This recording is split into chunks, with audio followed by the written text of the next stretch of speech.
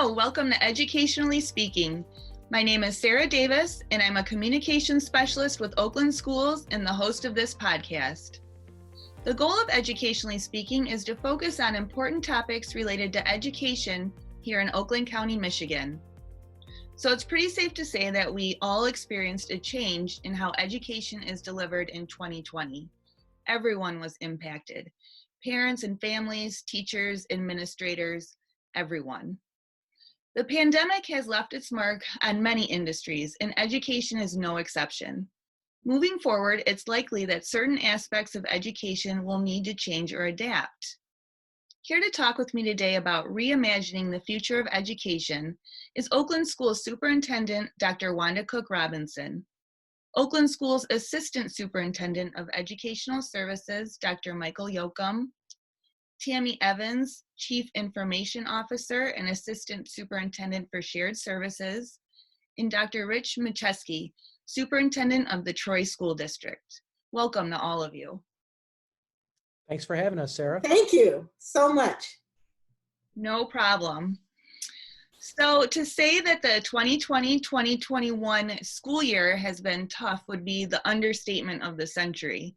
Dr. Cook-Robinson, to start us off, did you first have any advice you can give to parents, students, and teachers as we enter into the second half of the school year? Well, let me begin by saying is that this is new for all of us. This pandemic has created a situation that none of us have experienced before. So we're using our knowledge, our background, and our skills to kind of pave the way as we move into the future. First and foremost, we want to say thank you to our parents. You know, parents were the first teachers for their kids when they were 2 and 3 years old, and now they're back to taking a front seat to that role again, and we're very, very thankful that they are helping us and supporting the instruction. But one of the things that I like parents to know is that we understand that everything that we do in school cannot be done at home during this time. So there, you know, when you're trying to compare, and we've had some conversations with folks who have said, well, what are the kids missing? You know, what are they missing out on? What is the learning loss? Because of this pandemic, we are approaching learning as best we can. Teachers and educators are trying very hard to provide the important learning aspects that kids need to know right now, but we aren't able to do everything. So my advice is to, one, parents, keep doing what you're doing to support us, but keep in mind that we're not trying to recreate school. What we're trying to do is to create a learning environment where students can receive a high quality of education about the things they need to know right now that can be done in that environment. Also, I'd like to share that every school leader in Oakland County wants to open up to in-person school as soon as it is feasibly possible, but recognize that there are a lot of challenges out there to making that happen right now. So we appreciate their support, their comments, and most importantly, their patience as we work through. All right, thank you. And that being said, there were some positive things that happened related to helping schools through the pandemic this year. Can you talk briefly about some of them? Yes. You know, first and foremost, this is a health crisis. It is not an education crisis. Therefore, my colleagues, my other superintendents in the county and myself, we are implementing decisions that are made by the health professionals in this county. So, you know, we kind of have to take a back seat here and let the health professionals take the lead. So that's something that's very, very important to remember. We have been fortunate here in Oakland County and that the county executive's office has provided nurses for every school district in Oakland County, and that has been very welcomed and supportive. And most recently, the Oakland County Executive's Office has provided dollars. Of the care dollars that they received, they allowed each district apply for a grant. And that grant was to reimburse them for PPE equipment that was utilized with the students. So that has been very helpful. But another important thing to remember here is that this pandemic has presented educational professionals with an opportunity. We have an opportunity here to look at education differently in terms of how we deliver instruction, how we deliver instructional content, and the whole teaching learning process, which I know Dr. Yocum will speak to during this podcast. But this is an opportunity for us. And my colleagues and I, we welcome that opportunity, and we're ready to reimagine what education is going to look like moving forward in 2021. All right, and Tammy, how has Oakland Schools successfully provided assistance with technology for Oakland County districts? Thanks, Sarah. When this all first happened and we were all forced home on a Friday, everyone kind of really went into shock, and we started asking ourselves, do we have the devices we need? Do we have ways for people to connect? Who does, who doesn't? So we knew we quickly needed a survey just to make sure we were meeting every single home's needs for both educators and for students. And there had been lots of surveys done before this all started, but districts quickly started surveying their parent groups, and we ended up deploying, just devices alone, we ended up deploying over 150,000 in our county. We deployed almost 10,000 hotspots so that they had internet when maybe they didn't have it in their home or it wasn't good enough. And that's both Oakland schools and mostly districts. So we just supported the work they were doing to make sure that they were connected. We also at Oakland Schools host many of the instructional learning systems and/or enterprise operations systems that districts need. So luckily we were very well positioned to be able to meet the high demand online and not having to go to back to their local district for just all of their systems. That was also very helpful. So teachers were able to get to their grade books, teachers were able to get to the systems that they needed to communicate with their students, whether it was learning management systems or classroom management systems that they were already used to using. So it was really getting the devices and the internet into their hands. We quickly learned that many homes may have had internet connections, but they did not necessarily have enough bandwidth for all members of the home to be on a device and trying to work and/or go to school. So we quickly adapted with every district and tried to help support either through providing devices or funds where we could. Probably the most significant assistance that we provided local districts from Oakland Schools is in the area of cybersecurity. It was critical that we recognize taking our devices out of our environments, there were going to be additional security factors that we should certainly consider and have in place. So what we did, we had a two-prong approach. We wanted to make sure that the devices that educators and students were using were extra protected. And we also wanted to be able to manage the traffic in and out. So we used an agent on devices that allows us to ensure that there's an extra layer of surfing protection for our educators and students, and everything from antivirus to just making sure that they weren't downloading inappropriate files that could harm their devices. We also put in a network monitoring system that really lets us look at traffic, and what we're looking for there is outside. Anybody externally trying to come into our networks to attack us or to hack us, so that we could make sure that those exposures were limited.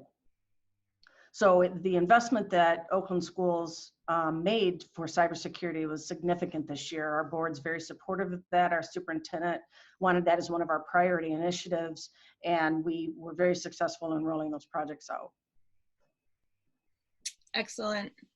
And these services were very helpful, but the pandemic caused great disruption to the delivery of education and the quality of that delivery. Teachers, students, and parents suffered from the rapid changes required to adjust to this unsettling environment. And naturally, this prompted a great deal of discussion and a serious review of how education may and likely should look different in the future. So Dr. Yocum, from a learning perspective, How might we see education reimagined? Yes, Sarah, it was incredibly disruptive and sudden last spring. If you think about what local districts had to go through, what we went through across the state and across the country. But I think as educators, it's also taught us a great deal. Some of those things are things we knew, but they have become even more apparent. So let me just talk from the bigger system of public education as an institution for a minute to try to make this point. When it was created at the beginning of the 20th century, the system really that we live with today, I heard one researcher one time say something that has always stuck with me. The reason it's so difficult to change as an institution is because they did such a good job of creating it then. But as conditions have changed, things have changed, we realize there are changes we need to make in public education as an institution. And I really want to focus on one aspect of that touches back to the classroom more, and that's student engagement. So if you think about what they created, it was an incredibly efficient, productive system in terms of time, moving lots of kids through and doing that in ways that were as efficient as possible. But it meant then that time became the constant and learning became the variable. So this is an idea we've talked about for a while. What has really become apparent to us more than ever with what we've had to do through this pandemic, we need to figure out better ways to make learning the constant and time the variable. And I think people are doing that right now and doing it in some really creative ways as we work through the problems we're facing, the constraints we're facing with the pandemic. So it's helping us really kind of reconceptualize learning in a classroom, reconceptualize schooling for that matter. Let me use one really simple example. You could take starting times for secondary students. We've talked about this based on research for quite a long time, and how difficult it is for those adolescents to be in classrooms early in the morning. The way that we're dealing with it now, I've heard many educators talk about one of the more positive things that has come out of it is that secondary students are better ready to engage as they come into their classes later in the morning, because we have some leeway with that. Whereas before, many other factors were really inhibiting changing those start times. So that's a very simple example. There's many more things that we could talk about in terms of time, but I think we are rethinking how we use it. And there are many, many bright spots. That's one simple one that's happened sort of serendipitously, but you see teachers across this county really thinking creatively about how to more customize what they're doing in a remote learning environment and making it work better for students. And some students are thriving, despite the fact we know we need to bring students back face-to-face, and that's the best way to educate for the vast majority of kids.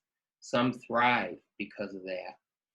So we can use time better, be more efficient if we think about learning as the constant. We know where we've got to get them.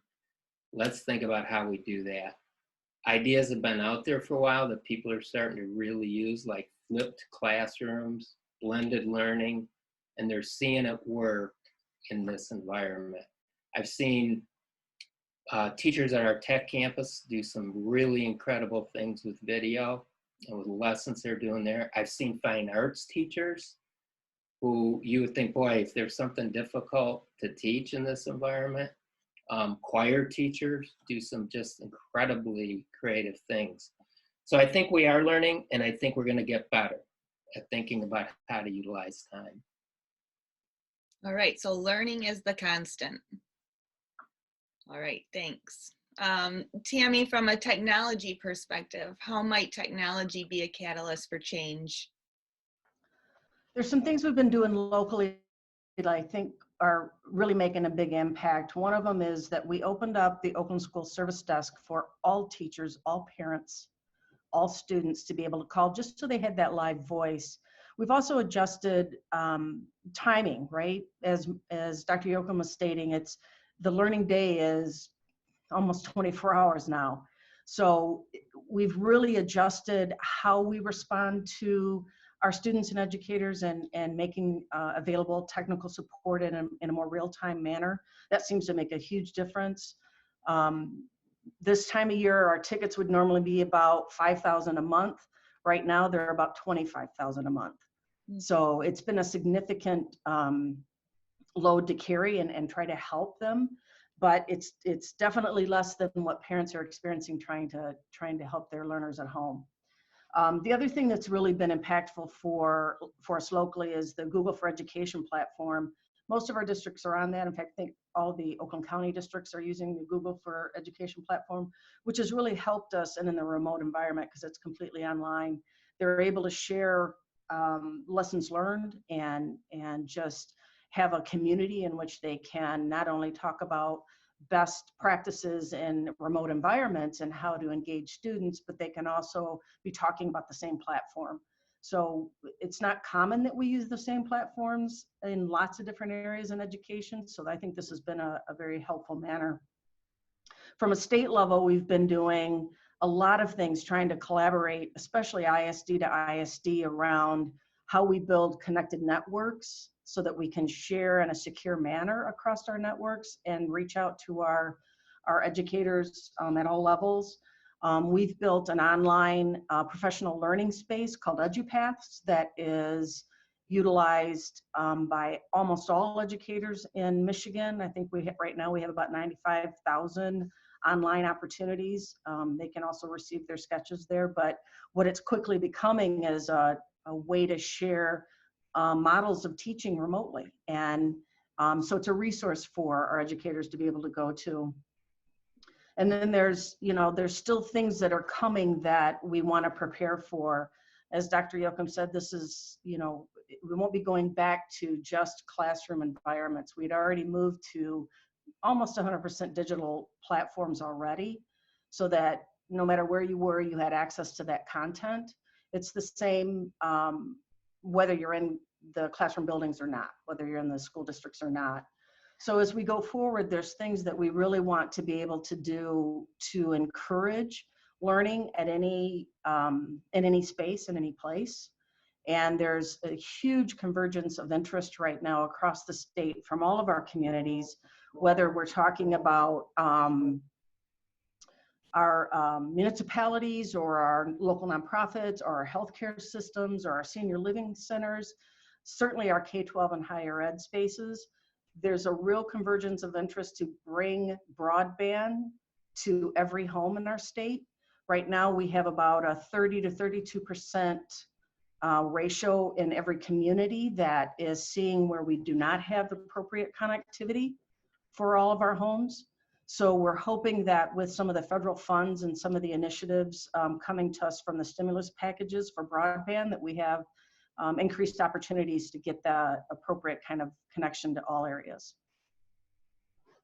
All right, thank you, Tammy. No doubt that technology plays just a huge role in all of this.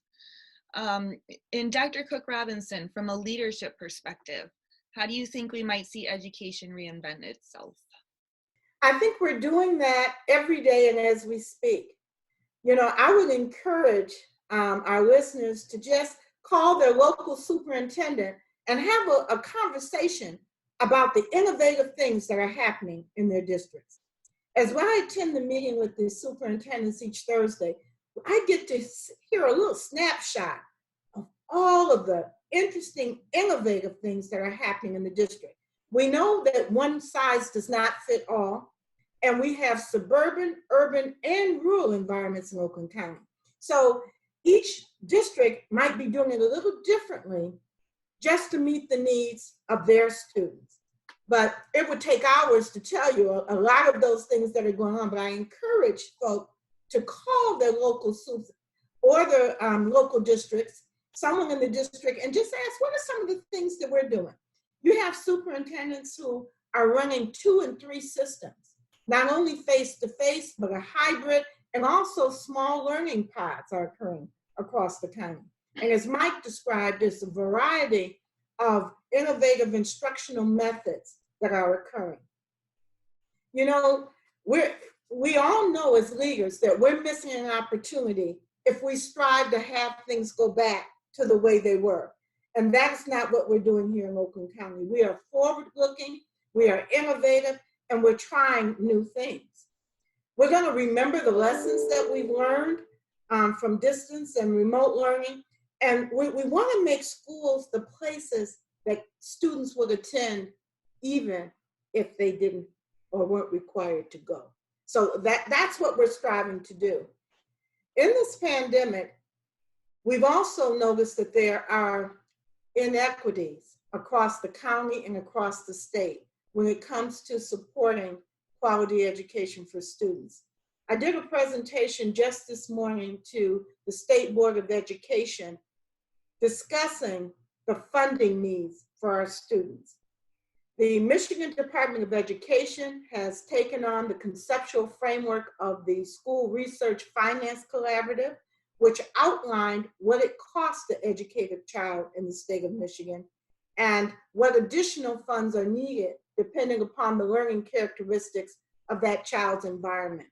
And now more than ever, we have to look at how we utilize those dollars, and we have to look at the equity issue. And equity doesn't mean the same. It's a question that I get a lot because they say, well, you're from Oakland County. The assumption is that all of the Oakland County districts have a lot of resources, and that is not true. Districts that you typically think would have a lot of resources in this environment will have a need. And I'd just like to give an example. If you look at a district of about 3,600 kids, this year, to bring students back full-time and to have them operating, hand sanitizers for students in classrooms is going to cost about $39,000. And that's a district size of about 3,600 students. When you look at disinfectant wipes for the classrooms, about $16,000. Just to have thermometers available in that district, $640. Additional custodial staff for the cleaning in the classrooms is going to be about $448,000. So all of the districts are going to have a financial need. No one budgeted for any of these things that were needed during the pandemic, last July 1, when we were looking at funding for school districts. So I want to keep that in mind as well. All right, thank you. And Dr. Machesky, from a local district perspective, we recognize there have been challenges, but what are some key things you've learned, and what are some areas that could or should be reimagined? Sarah, thank you for allowing me to be a part of this group today. Before I would talk about those things that we've learned and or need to be reimagined, I would start by saying there's some things that at the onset of this pandemic that we are reminded of, that I have been reminded of and reflect on a daily basis, is just how important schools are to a local community. And the schools are the fabric that keeps local communities together. And it's easy during the course of a normal school year to forget just how important the brick and mortar building is to students in our community, where they go, they socialize, they are involved in clubs and sports. It's where they learn. It's where they make lifelong friendships. It's where they're engaged in mentoring experiences and with adults. It's where they grow socially and they grow emotionally. And so I'm reminded daily just how important schools are within our communities. And that is missed when we're not able to be with our students face to face. But in terms of some of the things that we have learned specifically in the Troy School District, I think it's flexibility comes to mind. We have to be flexible. In one day, back in March, we flipped from a traditional face-to-face experience to a remote learning experience. It wasn't perfect, but our people jumped in and were flexible enough to think about what that might look like. So flexibility is extremely important. The communication, being in constant communication with your community, cannot be overlooked. And I think lastly, with respect to what we've learned, which is I think is most important, is making adult decisions that keep students at the center of the outcome of those decisions. What adult decisions do we make that have a positive impact on our kids? It's even more important when we think about learning that takes place in a remote setting, in a virtual learning setting, and so forth. So those are some things I think that we have learned in the Troy School District. We've also learned just how much we didn't know about what our community experienced in terms of technology, what technology they had available to them. We're fortunate in Troy to be to have been, for the most part, a one-to-one school district, but we recognize that there were students that didn't have access to high-speed internet. How do we go about making those things available to those students and those families so that we cut through the equity issue that Dr. Cook-Robinson spoke to?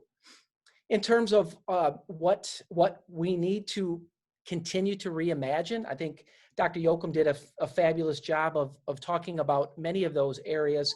I would say, from our perspective in the Troy School District, it is, in terms of continuing to reimagine, is recognizing that across the learning spectrum, there are many students that are flourishing in a virtual experience. Students that are high performing, all the way to students that have exceptional learning needs. ASD students that are doing exceptionally well in this virtual experience. And so recognizing, how do we learn from that? How do we take those experiences and make those experiences available to students moving forward that best meet their needs? So to Dr. Yocum's point, how we utilize blended learning, how we allow students an opportunity to toggle between being in seat and being online. I think it also, our continued willingness to be flexible to learning approaches from a student perspective, but also from a teacher perspective. Again, to Dr. Yocum's point, we are seeing teachers do wonderful things in terms of instruction. How do we take that and allow them to continue to do those things even when we're back in a more traditional face-to-face learning environment? And then I think on a more granular level, thinking about grading. This has been a great opportunity for us to get away from the traditional grading environment and think about how students acquire credit. Looking at project-based learning, looking at students putting together portfolios, students demonstrating their learning in ways that we may not have allowed ourselves to think about had we continued in a traditional face-to-face environment. This has been a change that has forced us, or provided us the opportunity to think differently about how we do business. And it would be a shame if we didn't take the best parts of what we've learned and utilize those moving forward, consistent with what Dr. Cook-Robinson mentioned. So those are some things that I think we have been reminded of, we've learned, and that we need to continue to think about as we reimagine our schools moving forward. Absolutely. Thank you for that local school district perspective. Nothing more important than that. Dr. Cook-Robinson, is there a way parents and teachers can become involved in helping to reimagine what education will look like in the future? Yes, input through their local districts. And they will find that their local districts will be doing, in fact, many already have. They've sent out surveys to the community. Teachers are sending out surveys through town hall meetings, through PTA, all of that. They can bring all of their ideas and innovative suggestions to their local districts. This is an effort that needs to be at the local level.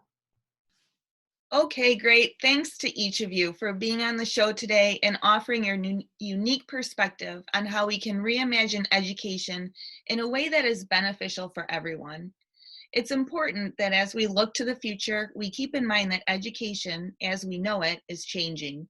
We hope to continue this conversation as we collectively work to transform education. Thanks for having us, Sarah. Thank you so much. This podcast was brought to you by Oakland Schools Intermediate School District's Communication Services and is produced by Media Production and Distance Learning Manager Mark Hansen. Oakland Schools is a regional service agency that offers support services to school personnel which are better delivered regionally and provide cost, size, and quality advantages to those we serve. You can find more information on Oakland Schools at oakland.k12.mi.us. I have been your host for this podcast, Sarah Davis, and you can find this and future episodes of Educationally Speaking on Anchor FM. We hope you will join us for our next episode, where we will continue to bring you topics that affect every student, every day.